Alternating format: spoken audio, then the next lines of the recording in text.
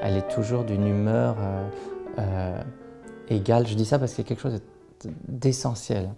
Si on enregistre et qu'on sent qu'il y a de la tension dans la cabine son, si on sent que la personne est même juste fatiguée ou en a assez, ça nous perturbe beaucoup. Ça se ressent tout de suite dans le son, dans la phrase, dans le style.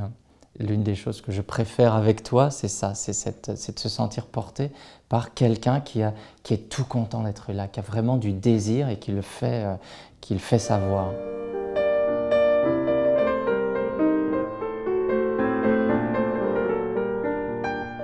Alexandre me pousse toujours dans mes retranchements, aussi bien pour la prise de son que pour les projets, les styles de projets auxquels je n'ai pas forcément accès sans lui, sans toi.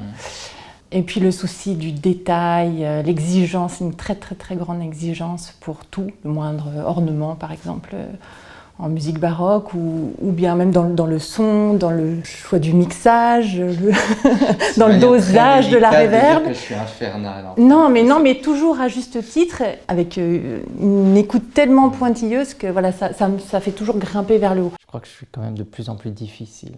Je l'étais à 20 ans lors de mon premier enregistrement et maintenant encore plus. Mais je fatigue plus aussi. Aujourd'hui, j'ai beaucoup de mal à enregistrer. Le Beethoven, l'année dernière, on devait l'enregistrer en décembre donc 2017 ou 2016, je ne sais plus, le temps passe vite. Et au bout de 2 jours, j'ai dit non, j'y arrive pas, j'arrête tout. Et puis finalement, on l'a refait en février. Mais voilà, j'ai l'impression que c'est de plus en plus inatteignable. C'est très physique déjà, hein. C'est très physique d'enregistrer un disque.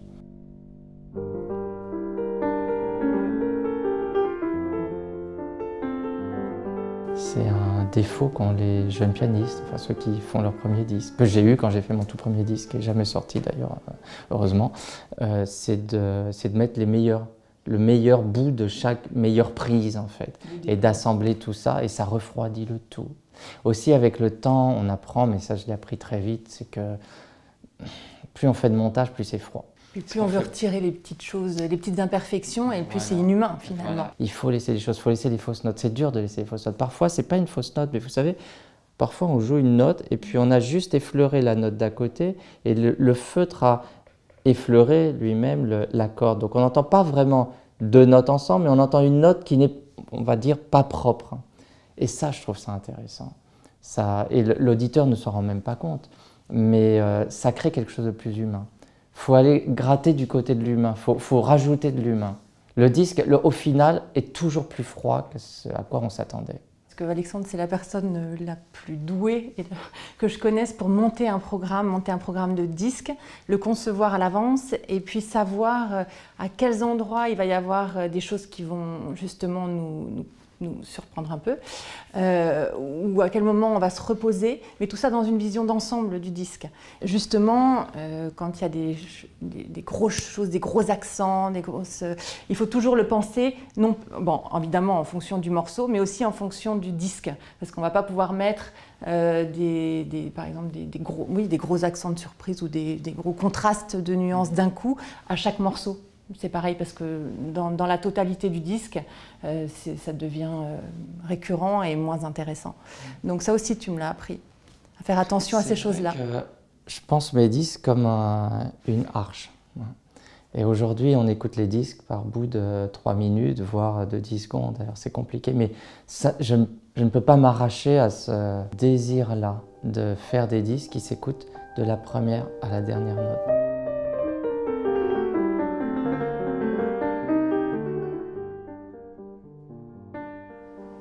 Je vais répondre. Enfin, si tu veux.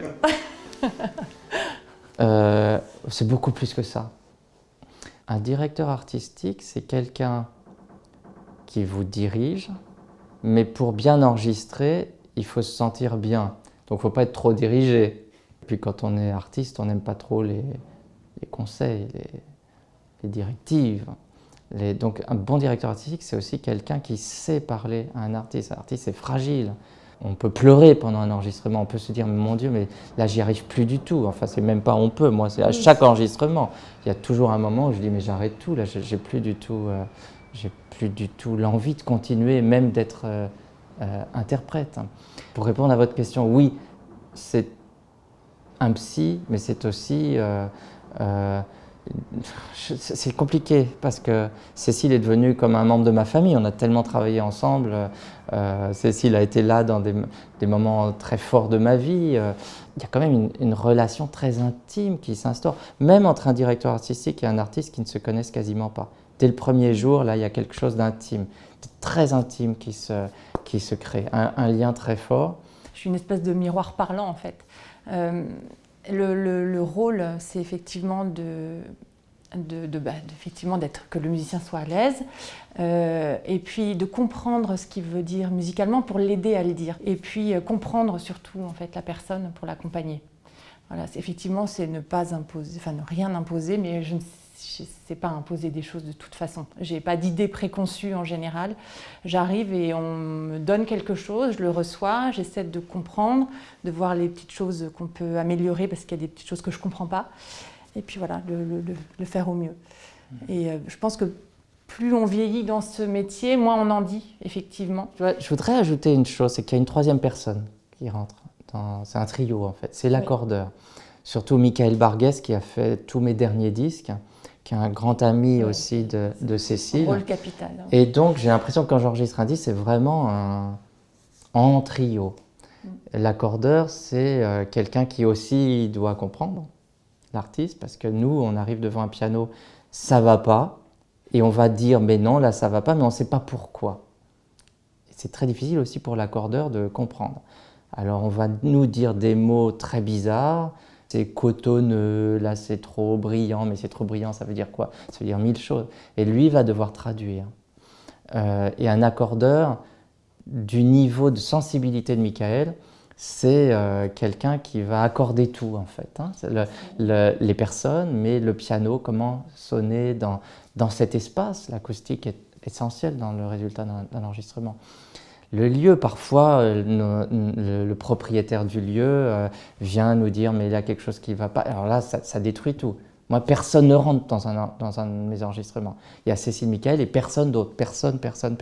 Et donc, l'accordeur est là aussi pour mettre du liant, Michael avait trouvé, je me souviens, pour les variations Goldberg à Aix-en-Provence, il avait été prendre, on n'avait pas assez de réverb naturel dans ça, il avait été prendre des énormes tables dans la nuit et le matin on est arrivé, il y avait des tables à l'horizontale, une quinzaine de tables, des praticables. On avait mis les praticables dans le public comme ça, de 2 mètres de haut. Et c'était son idée, voilà, c'est quelqu'un qui va trouver des solutions. Un accordeur, c'est quelqu'un qui trouve des solutions, pas uniquement dans le piano. C'est un vrai binôme, en tout cas pour moi, parce que je suis avec lui aussi pour d'autres enregistrements. Oui. Et son rôle est... Comme on se connaît très bien et qu'on est amis, effectivement, on travaille vraiment ensemble. C'est-à-dire qu'il apporte des choses à la prise de son et moi, j'essaie d'apporter des choses aussi pour le piano. C'est un échange constant, il est toujours à l'écoute, avec le casque, avec moi. On discute tout le temps. Enfin, il a un vrai rôle... dans un enregistrement. Ce qui ressort de ça, c'est qu'un enregistrement, en tout cas un enregistrement de piano, c'est du bricolage.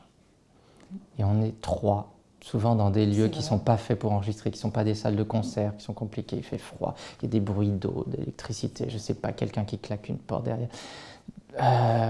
Et on est là tous les 3, on se demande ce qu'on fait là parfois, parce qu'on traverse, ça dure combien un enregistrement? Une semaine, enfin... je prends de plus en plus de temps. C'est vrai qu'un vrai enregistrement professionnel, c'est un vrai bricolage professionnel. Avec des bouts de ficelle. Enfin, un grand Steinway de concert, c'est pas des bouts de ficelle. Ah oui, on prend tout au mieux et ensuite, il faut tout accorder ensemble. Et des surprises, des mauvaises surprises chaque jour. Tu sais qu'un piano, suivant le degré d'hydrométrie, il peut changer de son et de texture, de toucher du jour au lendemain. C'est là qu'on sort l'arrosoir et qu'on arrose sous le piano. Michael est venu avec un arrosoir, mettre de l'eau par terre dans des bacs pour qu'il y ait plus d'humidité dans le piano. Donc voilà, c'est du bricolage, je ne vois pas d'autres mots.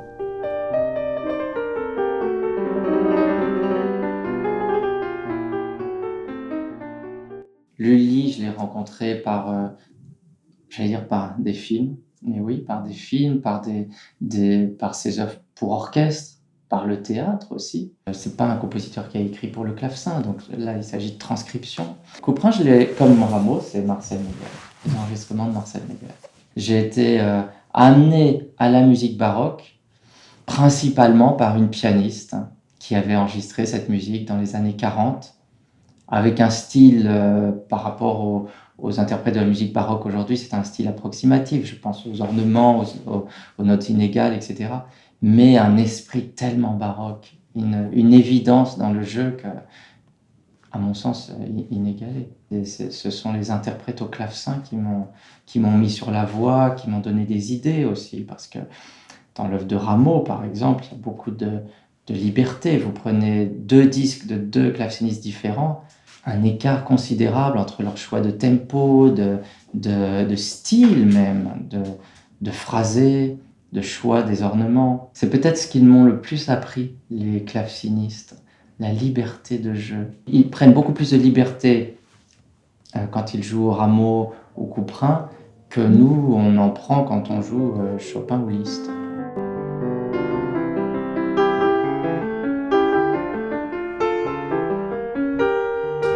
Oh là là, Alexandre en a beaucoup, beaucoup. Les partitions sont posées sur le sol, morceau par morceau, hein, c'en est un, ça. Ouais, il y a des kilomètres de partitions comme ça, c'est très bien d'ailleurs, c'est agréable. Il y a parfois des bougies, de l'encens, un tapis de yoga pour se reposer. Un ostéopathe qui vient. Voilà, ça c'est devenu aussi un rituel, c'est vrai. Le rituel de la première prise, c'est presque un rituel. La première prise, elle est toujours importante, elle est toujours sacrée. Mais on peut rarement la garder, malheureusement, parce qu'on change de tempo après. Oui, mais en même temps, il y a quand même quelque chose avant cette première prise. Hein. Il y a une espèce de... Et est-ce qu'on va venir l'écouter tout de suite ou en faire une deuxième? Parce qu'une fois qu'on a écouté une prise, évidemment, c'est pas pareil. On se redit. Ou on réagit en fonction de ce qu'on a entendu.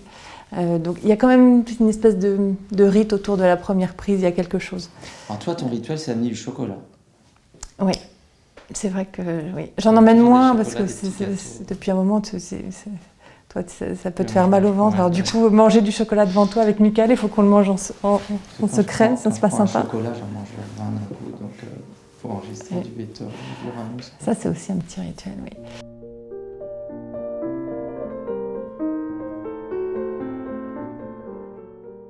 En ne disant pas trop de choses.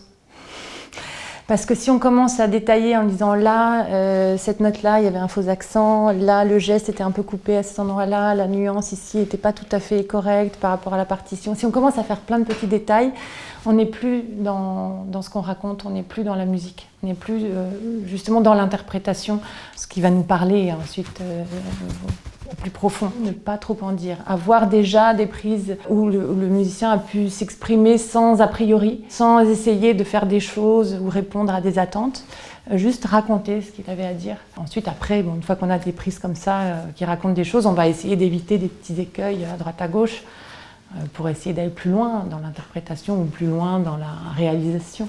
J'arrête de jouer du piano pendant une semaine avant mes enregistrements. Ce qui me permet d'une certaine manière d'approcher cette idée de jouer un peu comme les gens qui font de l'écriture mécanique, comme ça, qui attendent toute une nuit que la main tremble et c'est quelqu'un d'autre qui vient de la main. C'est un peu ça. C'est quelqu'un d'autre. Moi, c'est ça qui m'intéresse, c'est ce qui m'échappe de moi. C'est que ça vienne d'ailleurs. Et pour ça, il faut oublier, quand je disais tout à l'heure, oublier sa culture, désapprendre. En arrêtant de travailler pendant une semaine, je ne sais plus où j'en suis. Et c'est là que ça sort tout seul. Et puis j'ai envie de jouer. Alors le désir, ça amène aussi, c'est un plus quand on joue. Donc je me jette un peu sur l'instrument. Malheureusement, il y a 2 heures, 3 heures, 6 heures, parfois une journée entière de balance qui nous fatigue. Mais quand même, quand j'enregistre, ce sont des œuvres que je n'ai pas jouées depuis longtemps, en tout cas au moins une semaine. Donc j'ai quand même oublié les détails, la science de l'écriture, la science du compositeur, nos mécanismes, nos systématismes. Je peux entendre un musicien qui est dans cet état-là, sans écouter même la musique, simplement en entendant sa respiration. Parce que tout d'un coup, il va se mettre à respirer. Je suis toujours au casque quand j'enregistre, ça me permet d'être vraiment avec le musicien. Et je ressens, en fait, j'ai l'impression de le ressentir à côté, de savoir quand il va se bloquer, respirer, être gêné par quelque chose. J'ai l'impression de ressentir, en fait, ses réactions. Et quand j'entends les respirations, je sais que ça y est.